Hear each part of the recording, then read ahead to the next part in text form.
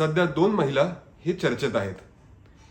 एक म्हणजे कंगना रनावत आणि दुसरी म्हणजे रुपाली चाकणकर. आता हे चर्चेत का आहेत? ह्यांचे जे स्टेटमेंट्स, एकाचं आहे स्टेटमेंट आणि एकाचं आहे त्यांनी केलेलं कार्य, ह्याच्यामुळे हे आता चर्चेत आलेले आहेत.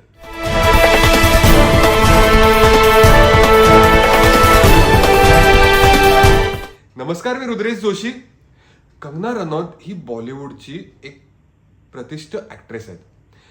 आता कॉन्ट्रोवर्सी आणि कंगना रनौत हे एकत्र हात धरूनच चालतात. सर्वात पहिले जेव्हा हे बॉलिवूडमध्ये आले, ह्यांचे कॉन्ट्रोवर्सीचे लाईन होते.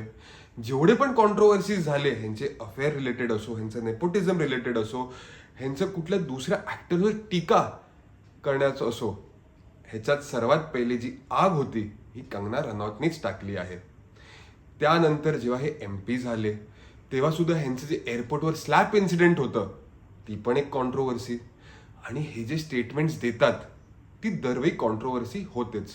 पण एक पुरुष म्हणून, एक माणूस म्हणून हे मी आज सांगू शकतो की तुमचं पॉलिटिकल डिफरन्स असेल, तुमचं पर्सनल डिफरन्स असेल, डिफरन्स ऑफ ओपिनियन सगळ्यांचे असतात. हे तुमचं काम आहे की दुसऱ्यांचं जे काम आहे त्याला आपण क्वेश्चन करणं, त्याचं अपोज करणं, हे काम आहे.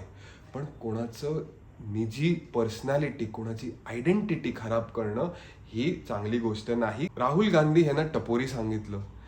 यानंतर त्यांनी हेही सांगितलं की त्यांना जेवढे पण MPs आहेत, जे सभेत बसतात, त्यांना राहुल गांधी बरोबर अनकम्फर्टेबल वाटतं. आता एवढी वर्ष झाली, कंगना रनौत ही पहिलीच महिला आहे जिने हे सांगितलंय.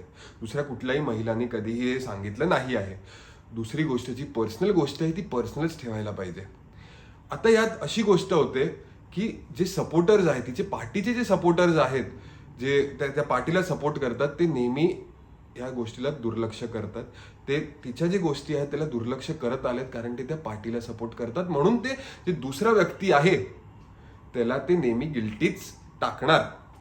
पण सर्वात पहिले आपण स्वतःला सुद्धा बघायला पाहिजे. ही झाली पहिली गोष्ट. दुसरं म्हणजे रुपाली चाकणकर. आता रुपाली चाकणकर ही NCPची जी महिला विंग आहे त्याची महाराष्ट्र अध्यक्ष आहे.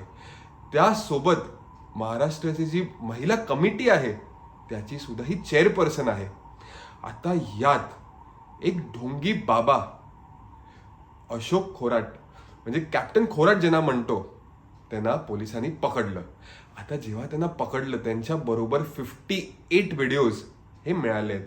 आता ह्या 58 व्हिडिओजमध्ये असं म्हणतायत की सेक्शुअल असॉल्ट ह्याचे व्हिडिओज आहेत. ह्यांना भेटायला भरपूर मोठे मोठे सेलिब्रिटीज गेले. त्यांचं बहुतेक आता नाव बाहेर येईल. फोटोज याच्यात आले तर एकनाथ शिंदेचं नाव आहे, पण सर्वात मोठं नाव म्हणजे हे रुपाली ह्यांचं आहे. आता या फोटोजमध्ये ते त्यांचे पाय दाबतायत, त्यांना ऊन नको लागू म्हणून छत्री घेऊन उभे आहेत, त्यानंतर त्यांना केक भरवतायत. तर म्हणून आता ऑपोजिशनमध्ये, लोकांमध्ये एक राग आलाय की त्यांनी इस्तिफा द्यावं. आता तुम्हाला काय वाटतं या दोन्ही महिलांबद्दल? एकाची कॉन्ट्रोवर्सी आणि एकाचं स्टेटमेंट, हे मला कॉमेंट सेक्शनमध्ये सांगा. आपण पुन्हा एकदा भेटू. मी रुद्रेश जोशी. जय हिंद, जय महाराष्ट्र.